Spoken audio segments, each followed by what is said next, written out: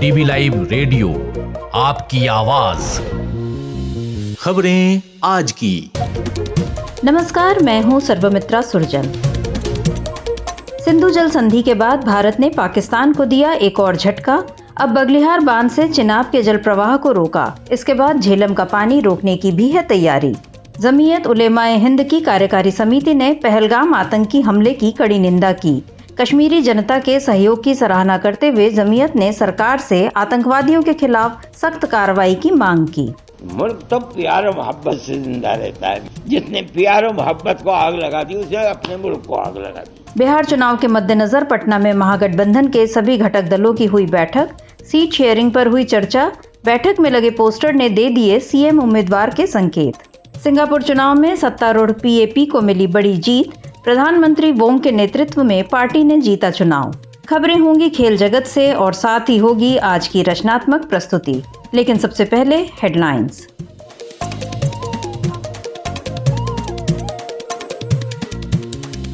Headlines के साथ मैं हूं Atul Sinha. Air chief marshal ने पहलगाम हमले के 12 दिन बाद पीएम मोदी से मिलकर दिया अपडेट। भारत ने रामबन में बने बगलिहार बांध से रोका पाकिस्तान जाने वाला चिनाब का पानी। झेलम का पानी भी रोकने की तैयारी पूरी। जम्मू कश्मीर में सेना की गाड़ी हादसे का शिकार। रामबन में 600 मीटर गहरी खाई में गिरी। 3 जवानों की दर्दनाक मौत। हाईवे पर निकलने को लेकर जारी हुआ था अलर्ट। पाकिस्तानी सांसद शेर अफजल का बयान हुआ वायरल। कहा, जंग छिड़ी तो इंग्लैंड चला जाऊंगा। मोदी मेरे खाला के बेटे नहीं जो मेरे कहने से रोक देंगे जंग। विदेश मंत्री जयशंकर बोले, हमें उपदेश देने वाले नहीं, सहयोगी चाहिए। यूरोप से सहयोग के सवाल पर कहा, नसीहत देने वाले पहले अपने देश में खुद करें अमल। इजराइल में हुती विद्रोहियों ने किया मिसाइल से हमला। 300 पैसेंजर के साथ एयर इंडिया की फ्लाइट डाइवर्ट कर अबू धाबी में उतारी गई। 6 मई तक तेल अवीव से उड़ानें रद्द। और बांग्लादेश में महिला सुधार प्रस्ताव पर हजारों कट्टरपंथी भड़के। ढाका में जोरदार प्रदर्शन। कहा, पश्चिमी कानून मत थोपो, ये इस्लामी आस्था के खिलाफ। डीवी लाइव रेडियो पर आप सुन रहे हैं खबरें आज की। पहलगाम हमले के बाद भारत सरकार ने पाकिस्तान के खिलाफ एक के बाद एक कई कड़े कदम उठाए हैं ताकि पड़ोसी देश को उसकी गलतियों का भुगतान करना पड़े। भारत ने पहले सिंधु जल समझौता निलंबित किया, जिससे पाकिस्तान में पानी के संकट का डर बना। अब भारत ने चिनाब नदी पर बगलिहार बांध के जरिए पानी के प्रवाह को रोक दिया है। खबर सुना रही हैं अंशिता। पहलगाम आतंकी हमले के बाद भारत और पाकिस्तान के बीच तनाव जारी है। भारत लगातार पाकिस्तान के खिलाफ फैसले ले रहा है।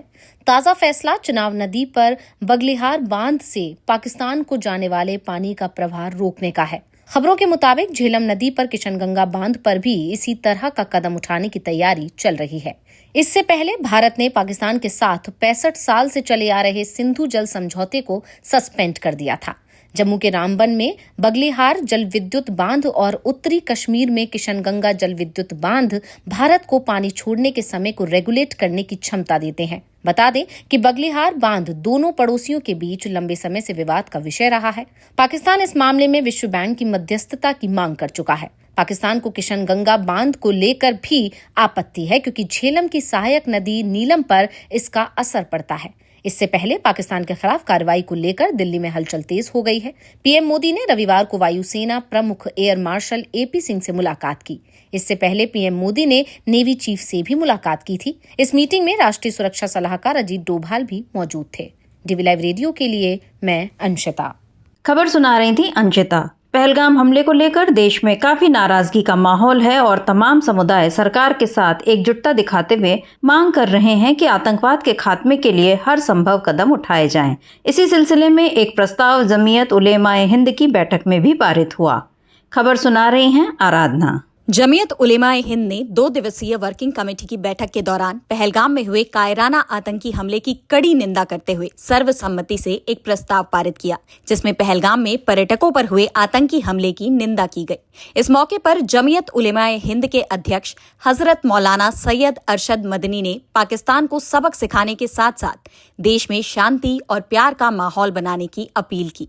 उन्होंने कहा कि नफरत से चलेंगे तो देश का नुकसान होगा। पानी को कोई बंद कर करता है, बंद कर दो पानी में। बाबा पानी आज से थोड़ा ही पता नहीं कितने हजार साल से सतलज, ब्यास, रावी, चुनाब, जहलुम बह रहे हैं, वहां जाकर के वो दरिया सिंध बन जाते। आसान है इन दरियाओं को कहां ले जाओगे? मेरा कोई मुतालबा सरकार से नहीं है, प्यार और मोहब्बत की हुकूमत होनी चाहिए, नफरत की हुकूमत नहीं होनी चाहिए। आज हम जानते हैं, हम मुसलमान हैं, हम इस अपनी जिंदगी को गुजार रहे हैं मुल्क के अंदर। जिस चीज को बढ़ावा दिया जा रहा है वो चीज मुल्क के लिए, खुद उनके लिए भी तबाह है। आज नहीं हुआ अभी तक, लेकिन अगर ये नफरत की सियासत का दरवाजा खुला रहा, देख लीजिएगा। मैं तो बूढ़ा आदमी हूं, कई दिन जिंदा रहता हूं, लेकिन ऐसा दिन आ जाएगा अगर ये ना रुका कि सांस लेना मेरे लिए, आपके लिए, हिंदू के लिए, मुसलमान के लिए मुश्किल हो जाएगा। तब दुनिया खड़ी होगी कि बाबा मुसीबत से टलो, किसी तरह हटाओ इन्हें। मुल्क तो प्यार और मोहब्बत से जिंदा रहता है मेरे भाई।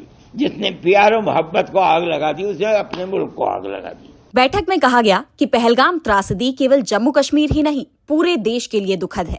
जमीयत उलेमाए हिंद का ये सम्मेलन पहलगाम में हुए आतंकवादी और कायरतापूर्ण हमले की कड़ी निंदा करता है। इस हमले में मारे गए पर्यटकों को खिराजे अकीदत पेश करता है और उनके परिजनों के दुख में सहभागी बनते हुए संवेदना प्रकट करता है। घायलों के शीघ्र स्वस्थ होने की प्रार्थना करता है। मौलाना सैयद अरशद मदनी ने कहा कि आतंकवाद एक नासूर है जो इस्लाम की शांति स्थापना की नीति के विपरीत है, इसलिए इसके विरुद्ध आवाज उठाना हर मुसलमान की जिम्मेदारी है।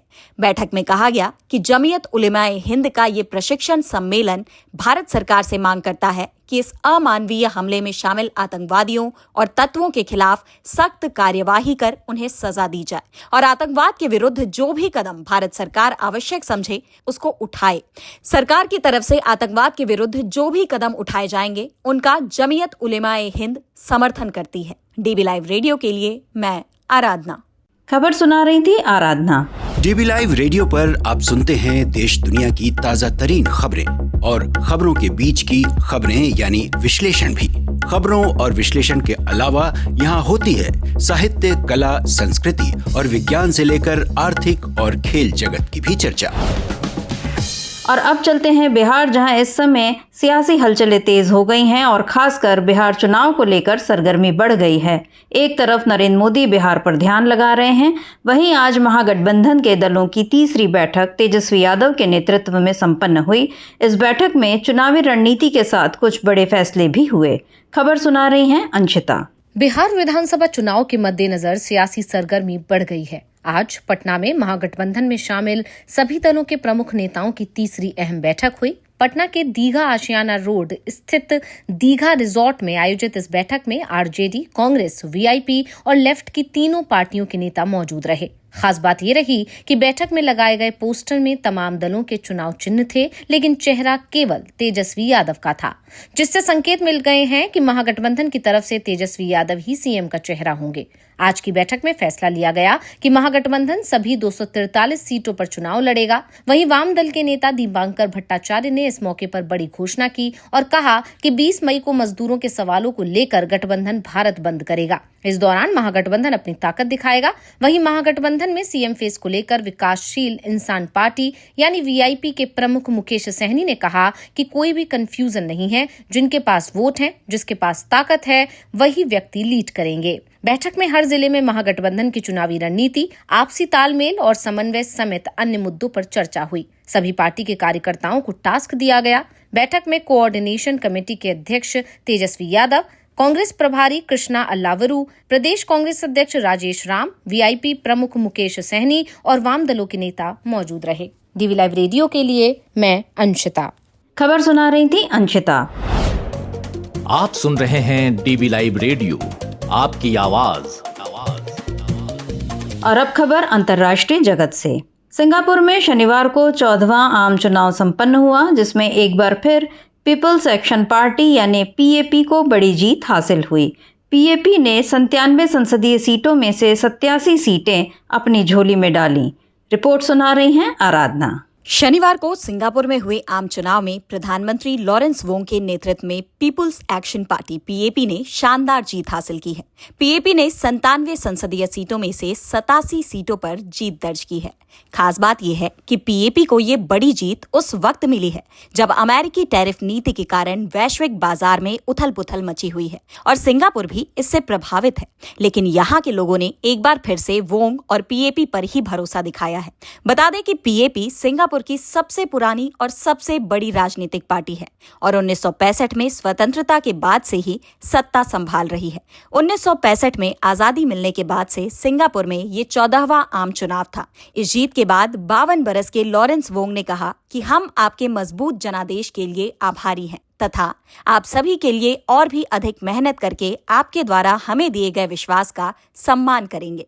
दरअसल इस चुनाव को प्रधानमंत्री लॉरेंस वोंग की पहली अहम परीक्षा के रूप में देखा जा रहा था, जिन्होंने पिछले वर्ष ही पदभार ग्रहण किया था। वोंग ने पिछले साल मई में ही नए प्रधानमंत्री के रूप में शपथ ली थी। उनसे पहले ली सीन लूंग लगभग 20 सालों तक प्रधानमंत्री पद पर रहे। लूंग के पद छोड़ने के बाद ही वोंग ने पद ग्रहण किया था। सिंगापुर निर्वाचन विभाग ELD ने बताया कि सिंगापुर के 27,58,846 मतदाताओं ने देश की भावी राजनीतिक तस्वीर तय करने के लिए 1240 मतदान केंद्रों पर मतदान किया। DB लाइव रेडियो के लिए मैं आराधना। आप सुन रहे हैं DB लाइव रेडियो, आपकी आवाज। और अब खेल की खबरें सुनिए यश त्रिवेदी से।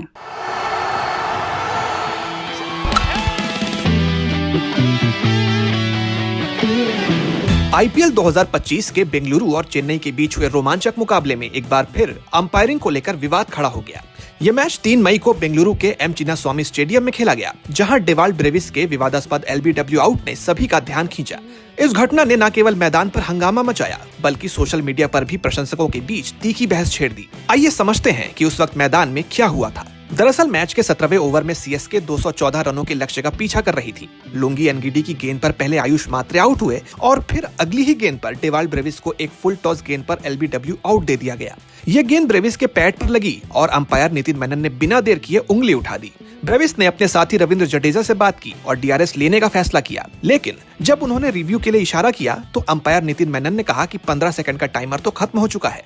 यहाँ असली बवाल शुरू हुआ। स्टेडियम की बड़ी स्क्रीन पर DRS टाइमर, जो खिलाड़ियों को रिव्यू लेने के लिए बचा हुआ समय दिखाता है, दिखाई ही नहीं दिया। ब्रेविस और जडेजा को समय का अंदाजा ही नहीं हुआ और वो रिव्यू लेने में चूक गए।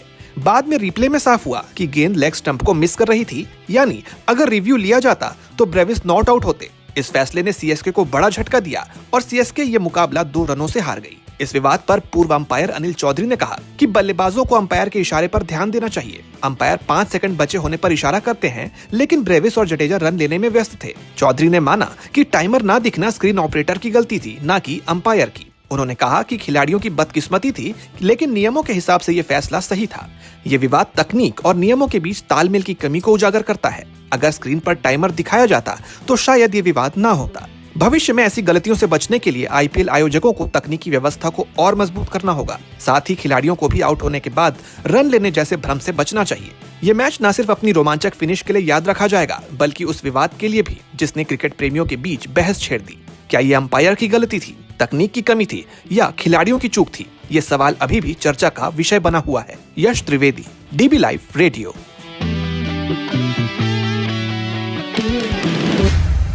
अब वक्त हो चला है आज की खास रचनात्मक प्रस्तुति का। तबले को एक नई ऊंचाई देने वाले पंडित किशन महाराज को गुजरे आज 17 साल हो गए। उसके बाद उनके बेहद अजीज शागिर्द उस्ताद जाकिर हुसैन भी नहीं रहे। तबले की दुनिया सूनी सी हो गई। आखिर क्या खास था पंडित किशन महाराज में और कैसे उन्होंने तबले में नए नए प्रयोग किए? उनकी पुण्यतिथि पर पंडित जी की तमाम खासियतों पर चर्चा कर रहे हैं हमारे साथी अतुल सिन्हा। तबले पर उंगलियों से इस तरह खेलना और इस पर नए नए प्रयोग करना पंडित किशन महाराज की खासियत थी। पंडित जी की ताल में जो धमक थी और उनकी उंगलियां जब तबले पर पड़ती थीं तो संगीत मानो खुद ब खुद हवाओं में तैर जाता था। बनारस घराने के बेहद मशहूर तबला वादक पंडित किशन महाराज का जन्म 3 सितंबर 1923 को वाराणसी के एक संगीतज्ञ परिवार में हुआ था। कृष्ण जन्माष्टमी पर आधी रात को जन्म होने के कारण उनका नाम किशन रखा गया। उन्होंने अपने पिता पंडित हरि महाराज से शास्त्रीय संगीत की शिक्षा हासिल की। पिता के गुजर जाने के बाद उनके चाचा पंडित बलदेव सहाय ने ही उनकी आगे की शिक्षा की जिम्मेदारी संभाली। किशन जी बहुमुखी कला के धनी थे। उनके माथे पर एक लाल रंग का टीका हमेशा लगा रहता था। वह जब संगीत कार्यक्रमों में जाते तो वहां मौजूद हर शख्स तबले की थाप में खो जाता। वह पखावज, मृदंग, ढोल भी बजा सकते थे। यही नहीं, उन्हें सितार और सरोद में भी महारत हासिल थी। उन्होंने एडिनबर्ग और 1965 में ब्रिटेन में आयोजित हुए कॉमनवेल्थ कला समारोह में परफॉर्म किया।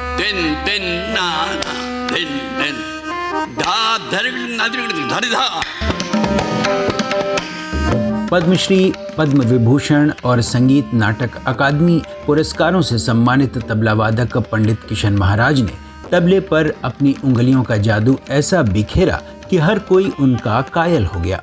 पंडित किशन महाराज ने तबला वादन में अपने नाम का परचम लहराया। उन्होंने उस्ताद फयाज खान, पंडित ओंकारनाथ ठाकुर, उस्ताद बड़े गुलाम अली खां, पंडित भीमसेन जोशी, पंडित रविशंकर, उस्ताद अली अकबर खान जैसे कलाकारों के साथ संगत की।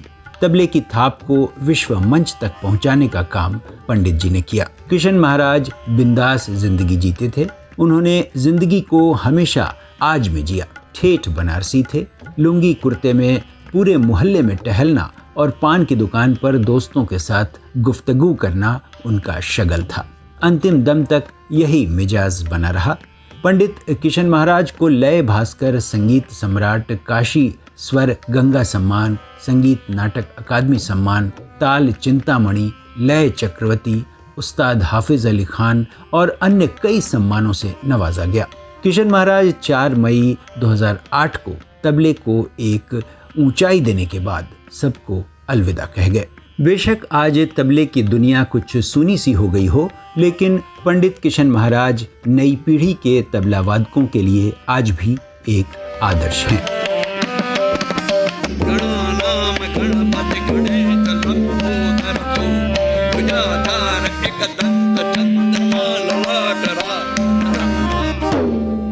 डीबी लाइव रेडियो के लिए मैं अतुल सिन्हा। कैसी लगी आपको ये खास प्रस्तुति, हमें जरूर बताइएगा।